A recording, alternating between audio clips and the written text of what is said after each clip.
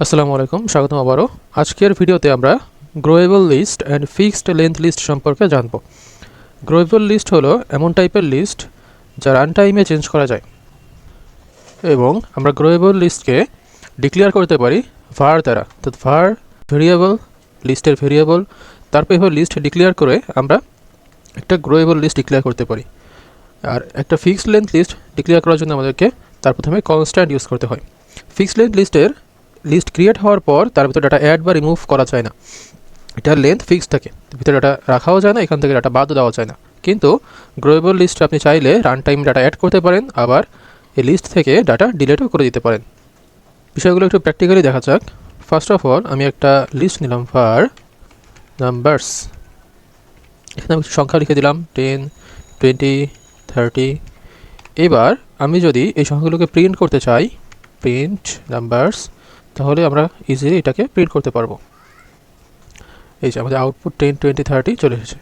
এখন আমি চাচ্ছি এর ভিতরে আরও ডাটা অ্যাড করতে। আমি লিখতে পারি নাম্বারস ডট অ্যাড একটা সিঙ্গেল ভ্যালু অ্যাড করব। আমি এখানে 40 অ্যাড করে দিলাম। যদি এবার এটাকে প্রিন্ট করি নাম্বারস, তাহলে এখানে আমরা দেখতে পাবো আমাদের 40ও সাথে অ্যাড হয়ে গেছে। এই যে প্রথমে আসলো 10, 20, 30, দেন 10, 20, 30, 40। তো আমরা নর্মাল যেই গ্রোয়েবল লিস্ট সেখানে আমরা ডাটা অ্যাড করতে পারি বা রিমুভও করতে পারি। Numbers dot remove. আমি চাচ্ছি যে 20 যে সংখ্যাটা আছে সেই সংখ্যাটাকে আমি রিমুভ করে দিব এবং এটাকে আবার প্রিন্ট করব। তাহলে কি হবে, এই লিস্ট থেকে, সম্পূর্ণ লিস্টটা থেকে 20কে বাদ দিয়ে দিবে, 20 সংখ্যাটাকে বাদ দিয়ে দিবে। তাহলে ফার্স্টে ছিল আমাদের নর্মাল লিস্টটা যেটা আমরা ক্রিয়েট করেছিলাম, তারপর 40 অ্যাড করার পর আসলো পুরো 40 সহ লিস্টটা, এবং তার পরবর্তীতে 20 বাদ দেওয়াতে 10, 30, 40 এই তিনটা ভ্যালুকে শো করছে।